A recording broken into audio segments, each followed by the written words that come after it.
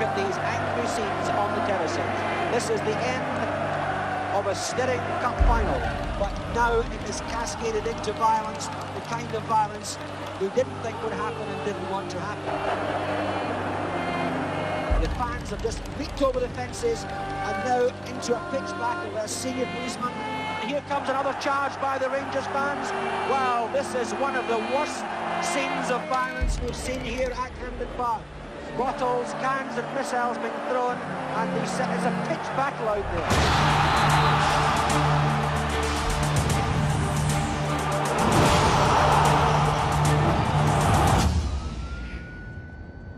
Få hater hverandre mer enn supporterne til fotballagene Celtic og Rangers. Det jeg visste var følgende. Rangers-supporterne er protestanter, de er tro mot England og dronningen. Celtic-supporterne er katolikker, og de identifiserer seg med Irland. Men hvorfor de joviale skottene hater hverandre så intenst, det har jeg aldri skjønt.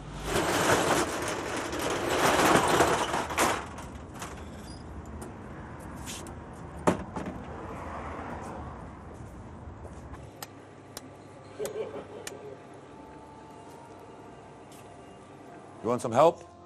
Yeah, if you don't mind. Shall I do the tables? Hey, Morgan, you give me a hand here. Yeah.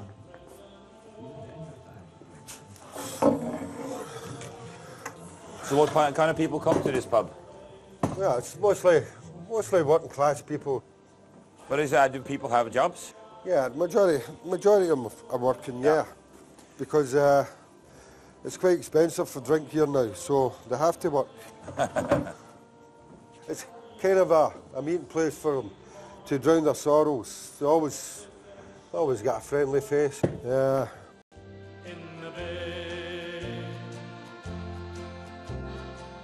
And what do? Do you make coffee or no? No. Coffee is popular in Norway in the morning and then beer later. Only drink beer in here. How you doing, Neil? How you doing? All right, pal. Right, job, Hello. boy. Thomas, how are we? Hello. Oh, no. Joe, who do you think will win the motor? I think you'll do it, Thomas. Do you think so? Aye. I don't like Ibrox. Don't like getting out of that fucking shite house. You fucked about with the coppers and fuck knows what. You know, the police, Celtic supporters. What do you don't like with the stadium? They always get beat there.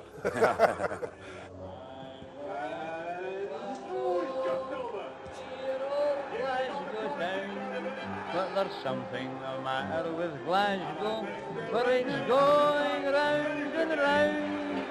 I'm only a common old working lad, as anyone can see. But when I get a couple of drinks on a Saturday, Glasgow belongs to me. Det var et jovialt og trivelig møte med Celtic-supportere, og det gjorde meg bare mer nysgjerrig på hvor det sterke hatet kom fra. Men først, litt mat. What's your specialty? Fried Mars bar with chips. Fried? Mars bar with chips. Yeah. You take it in the deep fried? Yes. Yeah, with chips. Yes. You would like to try? Yeah. Okay. Det er ikke sånn at jeg vil prøve. Altså, de har sjokolade som de tar deep fried med potato chips. I think one is fine. Yeah, actually leave it.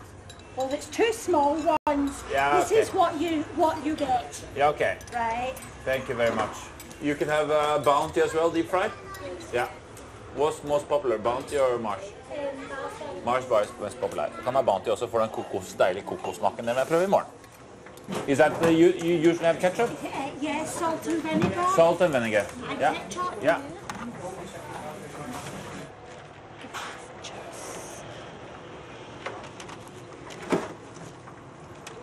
Can I eat it here? Yes. Yeah. Så dette en... Det ser pakken som en gave til kroppen. Se her, ja. Se her. Thank you. Kan spise med fingrene, men...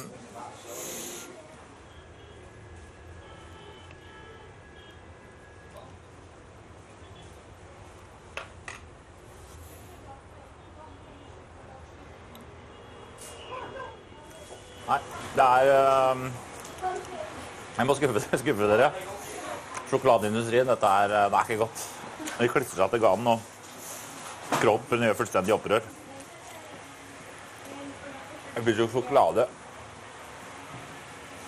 Nei, men det sitter jeg skikkelig med, altså. Se her.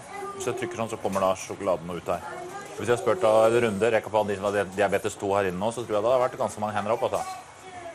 For unger hadde ikke pisset seg. Celtic-puben hadde en rotete og anarkistisk stil, men hos royalistene i Rangers, med slagordet «We are the people», var det annerledes.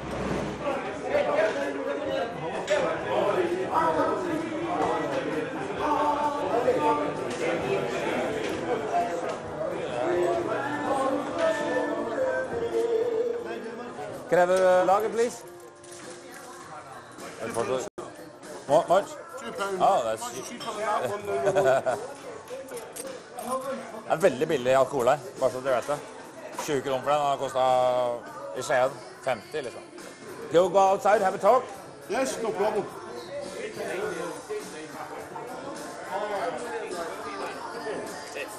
The smoking section? Yeah. You don't smoke? No, I don't. No. You don't drink? No, I don't smoke, don't drink. Just follow the Rangers. We're regimental, like British. We are the British team. We're very proud to be Scottish, but we are British, and the royal family supporters, the institution of Britain. That's what Rangers are. That's what Rangers fans are. Rangers fans are embodied by the British spirit.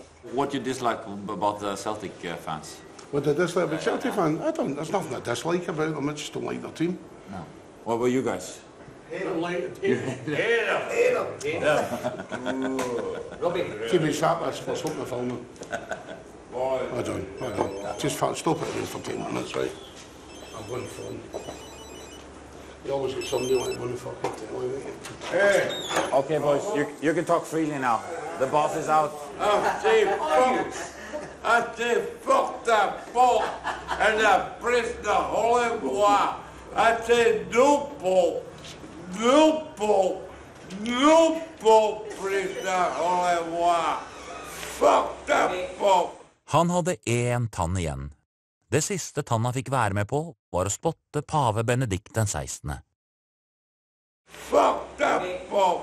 Like that and good, you think you could surrender or you die. Dette var jo en ytring fra folket. Derfor begynte jeg å lure på, hva la de i «We are the people»? It just means we are the people. We're the Christian people. We're the God-fearing people. We believe in God. We believe in Jesus, and we are the people. Okay. But not many people know that.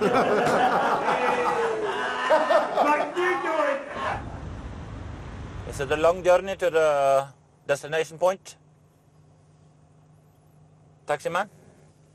Is it a long journey to the destination point? No, we'll be there in 5 minutes. 5 minutes. I'm a Norwegian Protestant, so I'm safe there. Sorry? I'm a Norwegian Protestant. All right. I'll be safe down there? Yeah, no problem. Yeah. Okay. Thank you, pal.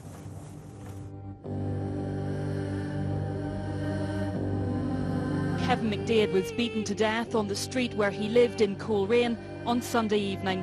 The 49-year-old was attacked by a loyalist crowd which had gathered in the Heights area of the town after Rangers took the Scottish Premier League title over Celtic.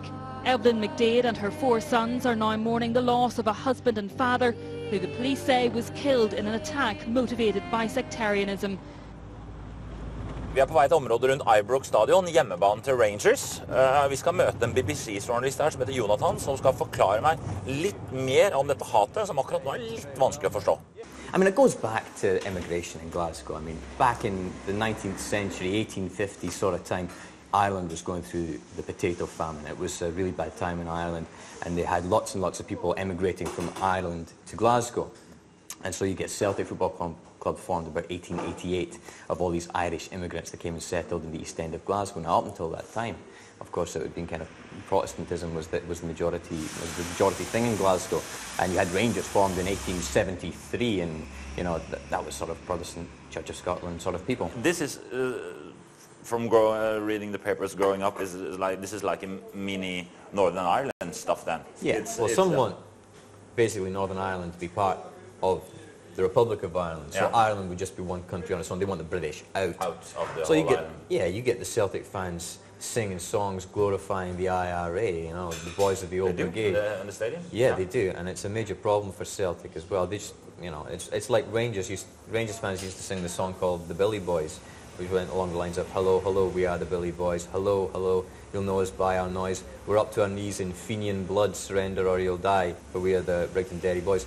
That song was banned by Rangers Football Club. Could it be a good idea to get to the heart of the conflict, to go to Belfast? For sure, yeah. I mean, Glasgow and Belfast are so similar, but Belfast is where it's so extreme, I think, about Rangers and Celtic, and you get so many people from Belfast coming over. Well, thank you for the talk. Cheers, Bob. Very, Good to meet you. interesting, yeah. And you yourself, you don't support either Celtic or Rangers? No, I'm an Aberdeen fan. Oh, makes it easy. So they both hate me. Let's get out of this country. I'll admit I'm bored with me.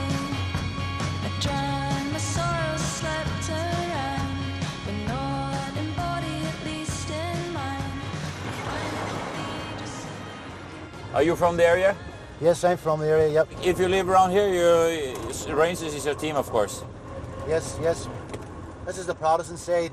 Through the gates is the Catholic side. Oh, which one is Catholic side and the other side? Catholic side's the other side of the gates, and if you see Yeah. the wire grills, Yeah. well, they'll run right up round to protect all them houses from stones getting through over from the other side of the wall.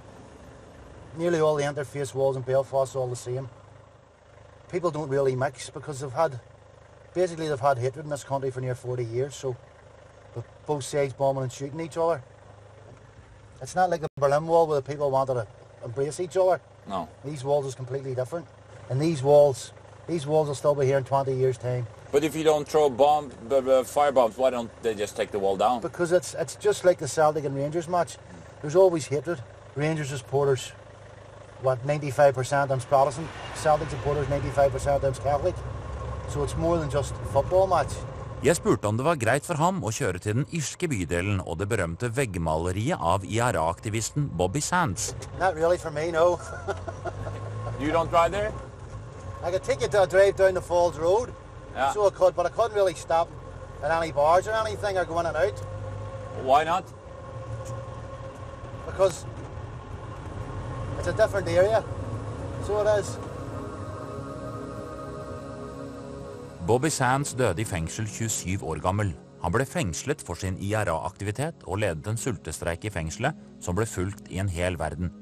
Under aksjonen ble han protestvalgt inn i det engelske parlamentet, og han døde i 1981 etter å ha sultet i 66 dager.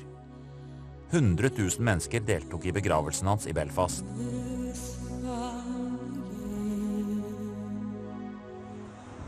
Dette er IRAs gater, og hvis Celtics sjel skal ligge et sted, må det være her.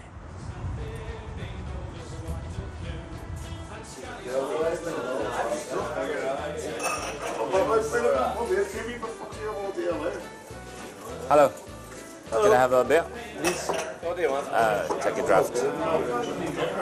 Mark? Ja. Jeg kjøpte en øl og ble henvist til to karer i grønt innerst i lokalet.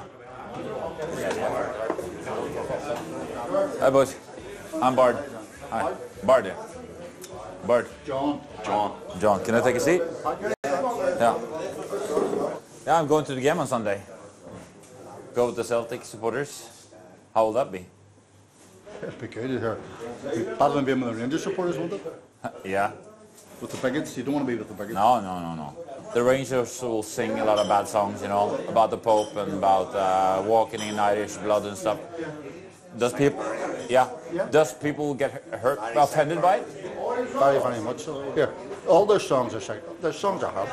The Celtic songs are happy. The Rangers songs are horrible. Horrible. Is it not just a stereotype that you're happier, they're angrier? They're bigots. They're bigots. They hate Catholics. Celtic will play anybody. You may get extensions and make the famine. You know the Irish famine, where a million people died, another millions immigrated. The Celtic supporters are usually the immigrated man after the famine. They're starving to death. They're singing a song. The famine's over, get back. You know what I mean? Yeah. Go back home. That's no fun. They're not. That's not fun. How important is Celtic around here for you? It's not a matter of life and death. It's more important than that. Well, I've done it for a few years in jail. How long were you in jail? 21. Years? That's a long time. Very long time. Is it rude to ask what happened? Good for the agreement. Shoot. They said I killed people. They said I killed people. Politically? Politically. Oh, I'm not that bad now, you know what I mean? But do I look like a... No. No, politically, Yeah. So how important was Celtic when you were in jail? They kept me alive.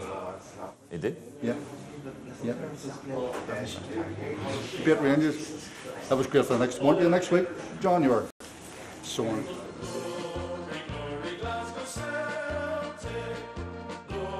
Very generous of you to no problem. The pain, and I hope you win tomorrow. Yeah. Good luck, man. Thank you. It's very nice of you. Thank you. Thank you. Good luck. Thank you. Good luck.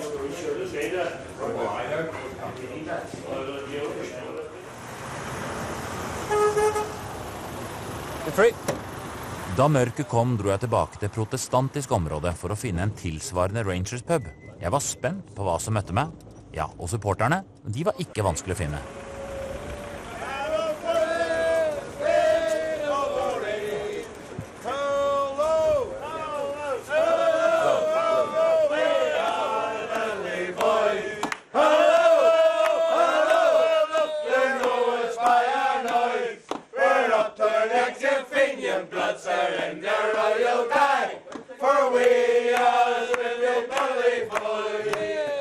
So, but is it just fun, or is he trying to hurt them where it hurts the most? Oh, we hate them. They hate us. We're the minority. We're being intimidated by these scumbags. I think personally, the Catholic religion is filth. Look at their filth. They allow their child to be abused. The Catholic priests tell them that you cannot involve the police, that the Catholic Church will sort it out. If you look in the future, it's going to be better if you stop killing each other? Or is it always going to be like that? You get this all wrong. There was nobody killed. They were murdered. Yeah. Murder is different from being killed. Everybody's been murdered, Jordy. Protestants, Catholics, individuals, anybody. Well, I don't call it murder when you murder Catholic. It's something we get wrong here, George, what you're actually saying. I think you're talking the biggest load of fucking... That's your far. Brian wants to talk now. No, I don't want to talk. No, I don't want to talk.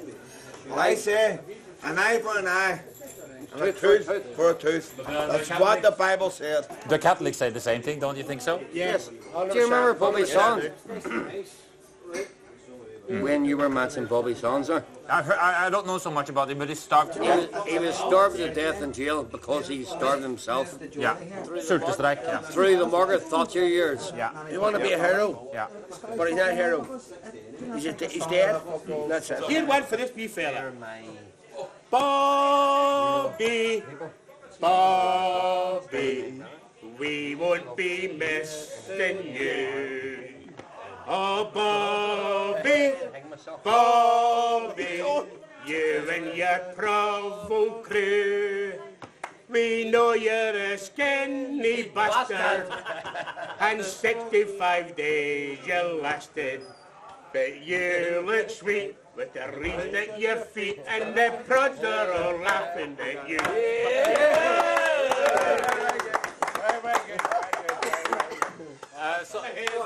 Can I say something? We're Celtic and we're Celtic. We're Celtic and we're Celtic. We're Celtic. The famine's over. Why don't you go home? Why don't you go home? The famine's over. Why don't you go home?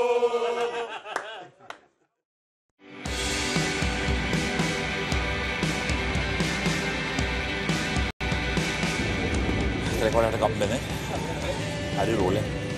Fortsatt lett rystet over møtet med Rangers-supporterne var valget enkelt. Jeg måtte holde med Celtic, som i tillegg skulle spille bortekamp på Rangers hjemmebane, Ibrox. all the Celtic supporters get off here. Yeah. So there's no Rangers. Yeah. There's just all Celtic buses. Feel off to the good, folks. Is it going to be good? Oh, it's going to be fantastic. It always is. Aye. Yeah. And Celtic win 2-1. So. It's got a sign from God. Oh, definitely. Aye. From the Pope. And it's Celtic! Come on, it's Celtic! But they'll drink Calder, but it's a good thing to play for. It's a good thing to say. And your history. It's enough to make your hearts go fuck your Rangers. We don't care what the animals say. Oh, the hell do we do? Your flags and stuff. We only know that there's gonna be a show. And the Glasgow Celtic will be there. Nå det Rangers-supporterne her på andre siden der. Glider oss bortover her nå, presser oss inn her, så ikke skal være noen kontakt mellom Rangers og Celtic-supportere.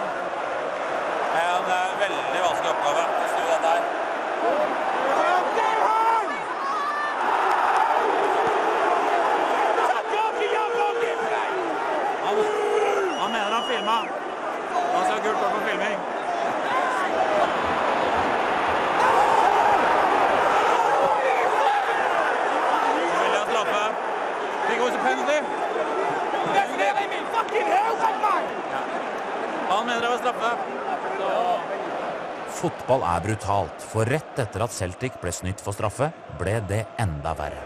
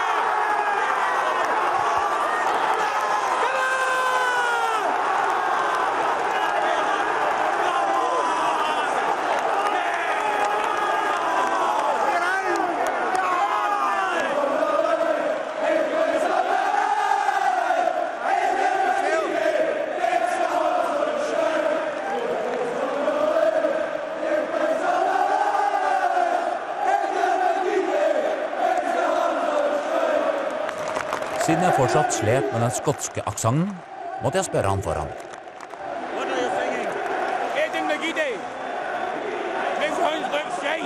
Uten at det hjalp så mye.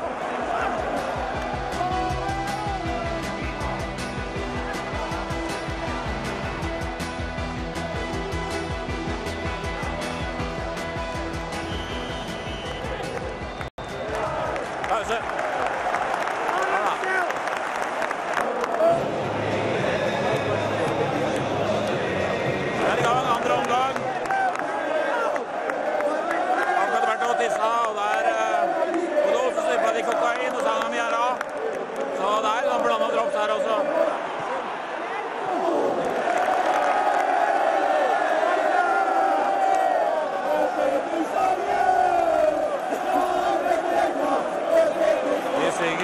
Til keeperen. The baby's not yours. Han har akkurat fått barn. Det har nå hørt på det er gøy for barn å dra på jobben. Og kjipt ut så sikkert. Det er ikke du som er faren. Det er ikke du som er faren. The baby's not yours.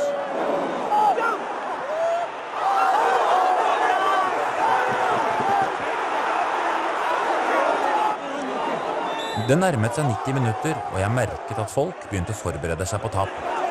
Doesn't look good. Og rop om keeperens uekte barn ble spedere og spedere.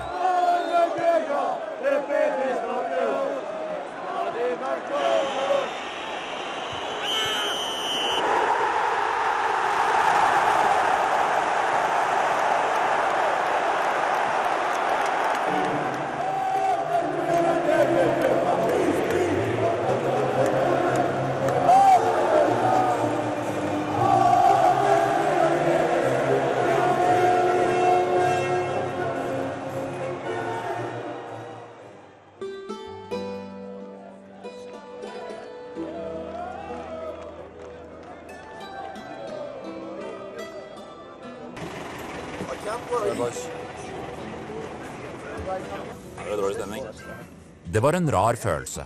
Jeg følte jo at jeg var en del av dem, men samtidig var det umulig for meg å kjenne at denne fotballkampen betydde så mye mer. Å fatte hvordan religiøs fanatisme og splid mellom folkegrupper kunne bety så mye i noe så trivielt som en fotballkamp. Celtic hadde tapt. De var 8 poeng bak Rangers på tabellen, og seriegullet var i ferd med å ryke. Jeg var på vei tilbake til Beards Bar for å deppe sammen med mine slagne venner.